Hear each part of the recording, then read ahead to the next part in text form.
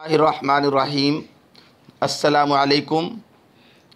आज हम basic mathematics उसके बहुत ही दिलचस्प टॉपिक के साथ हाज़िर हैं और ये टॉपिक परसेंट या परसेंटेज का है और ये टॉपिक उन तमाम लोगों के लिए भी है जिनको भले मैथ से कोई दिलचस्पी ना हो, लेकिन रोज़मर्रा ज़िंदगी में इस टॉपिक के हवाले से वो ज़रूर परसेंटेज को इस्तेमाल में लाते हैं।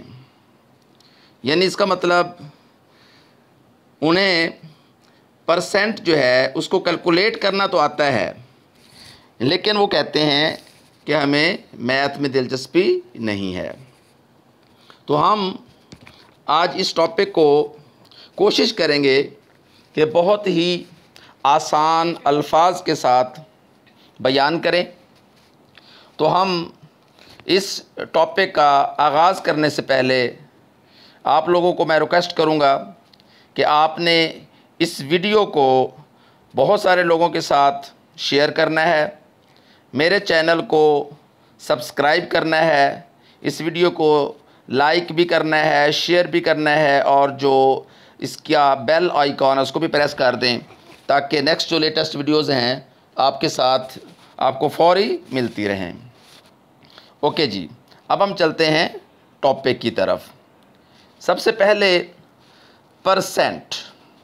देखिए, लफ्ज़ परसेंट या परसेंटेज हम आम तौर पर इस्तेमाल करते हैं।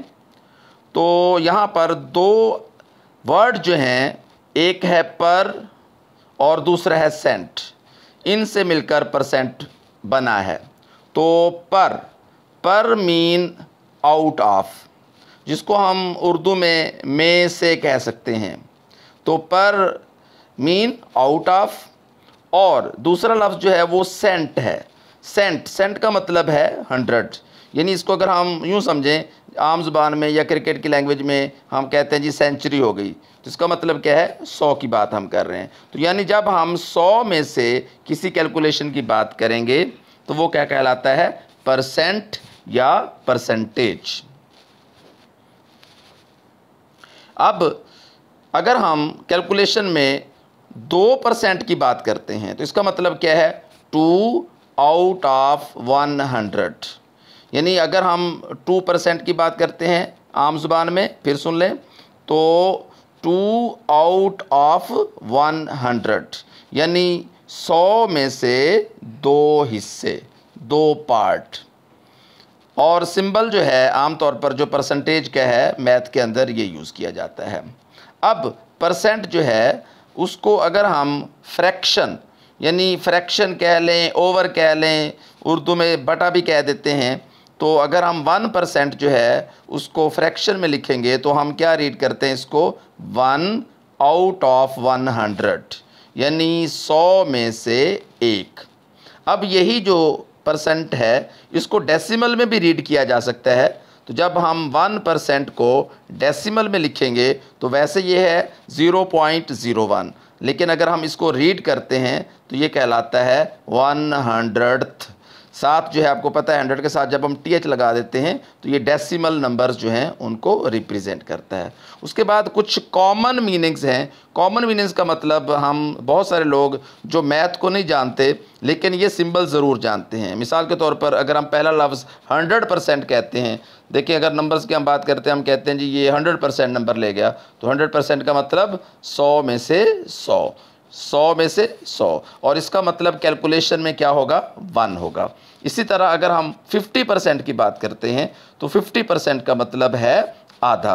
यानी अगर आपके पास कोई अमाउंट है, कोई रकम है, कॉमनली अगर हम उसके 50% की बात करते हैं तो बेसिकली हम उसके 2 हिस्से करके 1 हिस्से की बात कर रहे हैं।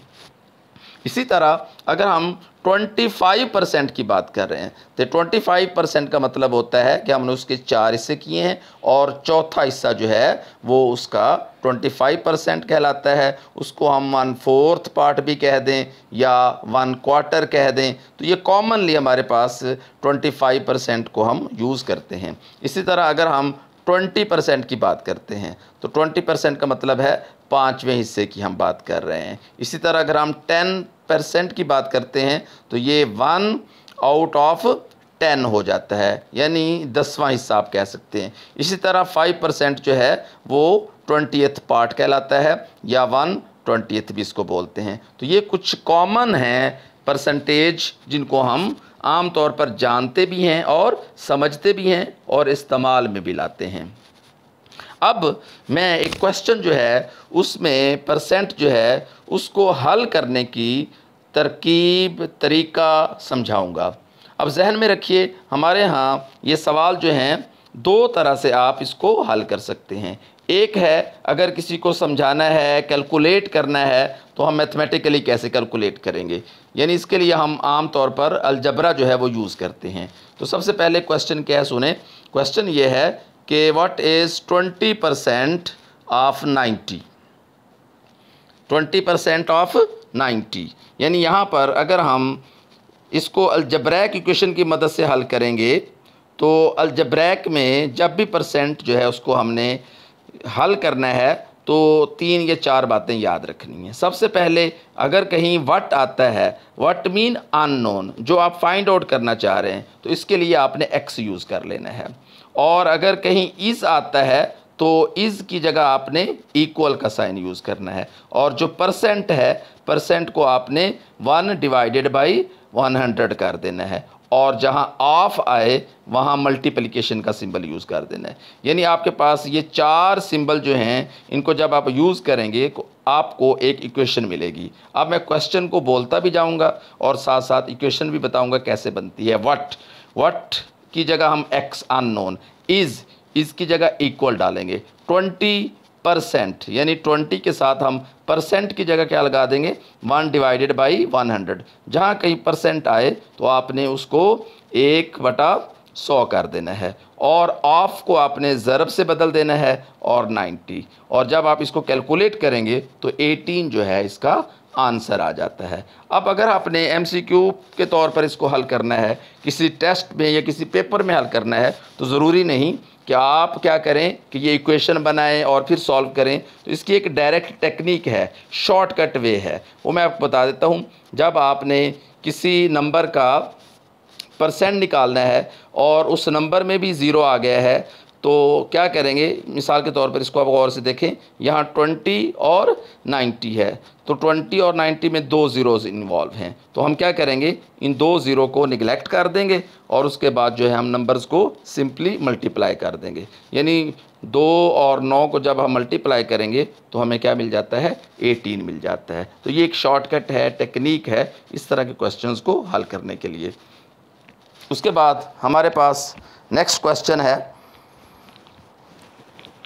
40 इज़ व्हाट परसेंट ऑफ 20।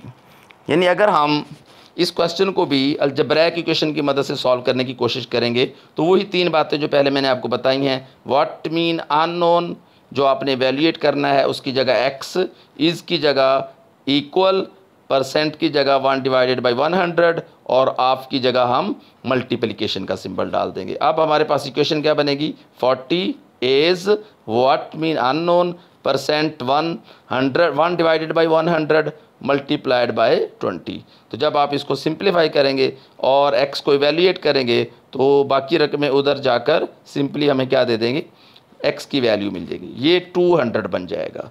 ये है इवेल्यूएट करने का तरीका, मेथडोलॉजी। लेकिन अगर आप इसको as a trick, as a shortcut इस्तेमाल करेंगे तो क्या करेंगे, आपने देखना है कि 100% जो है वो 20 का, आपने पीछे मैंने बताया ट्रिक में, वो क्या होगा, 20 होगा। यानी 100% ऑफ 20 इज़ 20। अब उन्होंने पूछा है जी 40 के बारे में, तो इसका मतलब है कि अगर हम 200% ऑफ 20 करेंगे तो ये 40 हो जाएगा। तो यहाँ से हम आसानी से हल कर लेंगे कि हमें 200% जो है वो आंसर मिल रहा है। इसी तरह हम चलते हैं नेक्स्ट क्वेश्चन की तरफ। ये भी पहले क्वेश्चन की तरह है। अगर आप इसको अलजब्रैक इक्वेशन की मदद से हल करेंगे तो ये टेक्निक तो मैंने आपको बता दी है, लेकिन मैं आपको बताना चाहता हूँ ट्रिक। ये भी पहले क्वेश्चन की तरह ही एक ट्रिक है कि अगर आपने 100% ऑफ 10 लेना है तो आंसर क्या आएगा, 10 आएगा। अब देखें, उन्होंने पूछा what percent of 10 is 40। What percent, यानी हमने परसेंट के बारे में निकालना है और वो 40 लाना है। चूँकि यहाँ 10 आ गया है, अब अगर हम 40 लाना चाहेंगे तो क्या करेंगे, 4 से मल्टीप्लाई कर देंगे। इधर 100 से 4 मल्टीप्लाई हो जाएगा, उधर 10 से। तो इस तरह जो है हमें 400% ऑफ 10 जो है ये 40 मिल जाता है। यानी ये क्वेश्चन आप ट्रिक की मदद से भी सॉल्व कर सकते हैं। इसी तरह हमारे पास एक और क्वेश्चन है, आमतौर पर ये बहुत सारे टेस्टों में मैंने देखा है, इस तरह के क्वेश्चन आते भी हैं कि selling price of an article is Rs118 and profit earned is 50%, what would be the cost. अब देखिए इस तरह के MCQs को ज़रूरी नहीं कि आप इसको हल करें, आप इनको ऑप्शन की मदद से और जो कॉमन मीनिंग है परसेंट के उनको यूज़ करके आप इनको सॉल्व कर सकते हैं। अब मैं बताता हूँ वो कॉमन मीनिंग या ऑप्शन क्या है। हमने ये देखना है, देखें कि हमारे पास जो सेलिंग प्राइस है वो है 118 रुपये। अब प्रॉफिट जो है वो 50% है। अब कॉस्ट इन्हीं में से कोई एक है, चारों ऑप्शन में से। तो हम क्या करेंगे, 50% इनकी कॉस्ट का हम ले लेंगे। फ़र्ज़ करें मैं 80 की बात करता हूँ। 80 को गौर से देखें तो 80 का 50% आधा 40 हो जाएगा, और 40 को जब आप 80 में ऐड करते हैं तो 120 आ जाता है, जबकि हमारे पास जो प्राइस है वो 118 है। इसका मतलब ये है कि उसकी कीमत 80 से कुछ कम होगी। अच्छा, इसी तरह अगर आप फ़र्ज़ करें 77 पे आ जाएंगे तो 77 का 50% आधा इसी में ऐड कर दें और चेक करें 118 आता है कि नहीं। अगर आ जाएगा तो यही आंसर होगा। तो अब आप क्या करेंगे, बहुत ही आसान है, इनका 50% मीन इसका आधा इसी के अंदर ऐड कर दें। ये ऑप्शन चेक कर लें, ये चेक कर लें। तो एक की एक्सप्लेनेशन मैंने दी है कि अगर 80 को हम चेक करते हैं तो 120 आता है।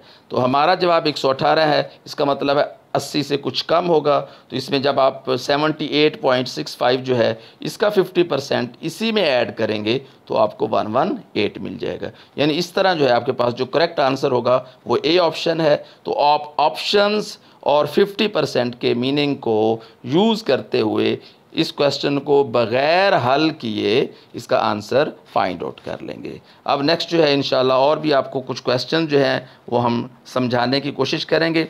नेक्स्ट जो वीडियो होगी उसके आने तक के लिए अल्लाह हाफिज़।